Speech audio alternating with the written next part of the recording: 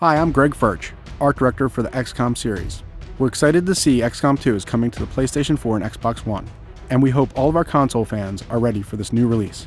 If you played Enemy Unknown, there's one thing you should know: you lost.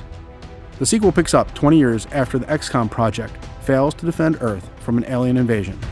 Aliens have taken over the world, and it's up to the player to rebuild XCOM, retake the planet, and make our world safe again.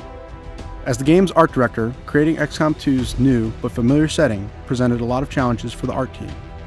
With Enemy Unknown, we looked at real-world settings to create tons of maps based on universally familiar locations, places like museums, stores, and of course bars. But with XCOM 2, we had more creative freedom. The big question for the art team was, what does it look like when aliens with mixed motives design cities to draw people in? This was an interesting conflict of ideas, which led our imagery to be driven heavily by propaganda. We made an attempt to modernize and update the enemies from UFO Defense, but kept the core ideals from Enemy Unknown. Sectoids are the grunt enemy. They're small, thin, and look physically weak, but they are intimidating enough to present a challenge to new players. In XCOM 2, we evolved the enemies into something more fearsome than anything seen in the series. The game story has the aliens experimenting with splicing together human and alien DNA. This means that aliens aren't just bigger and badder, they're also smarter. For example, the mutant's physique tells the player the unit is less of a beast and more of a soldier. Enemy Unknown's gruesome-looking floater has become a godlike archon, with upgrades both to its appearance and its abilities. The sectoid in XCOM 2 immediately knows how to mind control, which was a late-game ability reserved for the sectoid commander in Enemy Unknown.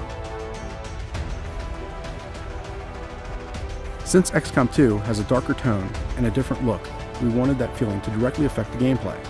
What was once a multinational government-funded project, XCOM has now been reduced to a grassroots resistance.